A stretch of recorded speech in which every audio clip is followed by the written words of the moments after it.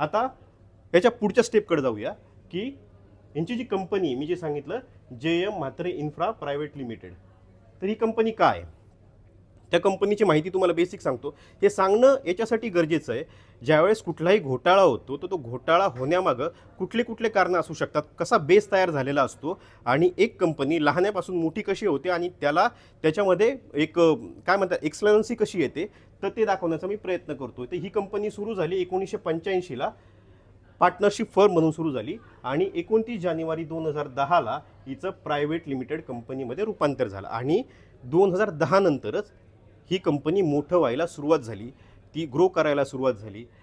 ही company सध्याला काय करते, तर ही कंपनी AI क्लास कॉन्ट्रॅक्टर म्हणून आहे.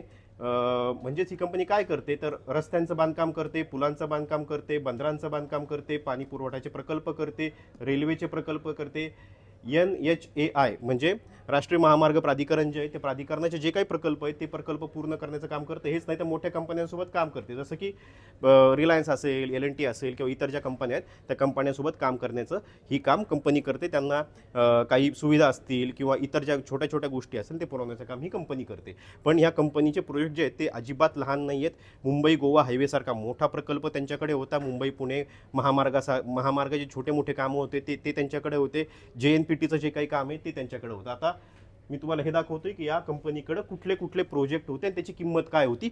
हे फक्त 4 ते 5 प्रोजेक्ट आहेत, त्याच्याशिवाय खूप सारे प्रोजेक्ट त्यांच्याकडे आहेत.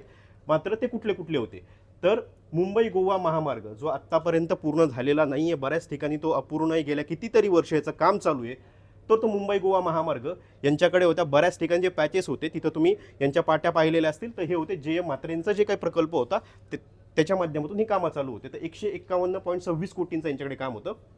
याच्याशिवाय रत्नागिरी कोल्हापूर महामार्ग 962.92 कोटीचं यांच्याकडे काम होतं. JNPTचं रोड आहे, सर्कल आहेत, बरेच छोटे छोटे गोष्टी आहेत, त्यांची कामं यांच्याकडे होती. याच्याशिवाय सिडकोमध्ये नैनाचे जे काही छोटे छोटे कामं आहेत ते त्यांच्याकडे होते. नैना म्हणजे काय, तर विमानतळ जे तयार झालेलं आहे नवी मुंबईला, त्याला लागणाऱ्या सुविधा ज्या 11 गावांमध्ये तयार केल्या जात आहेत, तर त्या 11 गावांमध्ये ज्या ज्या सुविधा लागतील, म्हणजे मॉल्स असतील, हॉस्पिटल्स असतील किंवा रस्ते असतील, गोडाऊन्स असतील, त्याच्यासाठी नैना तयार केले गेलेलं आहे. आणि या नैनासाठी लागणाऱ्या ज्या काही गोष्टी आहेत त्या गोष्टी JM म्हात्रेंची जी कंपनी आहे JM म्हात्रे इन्फ्रा ती करते. याच्याशिवाय कोस्टल रोडचं सुद्धा काम 900 कोटींपेक्षा जास्तीचं काम JM म्हात्रे या कंपनीकडे.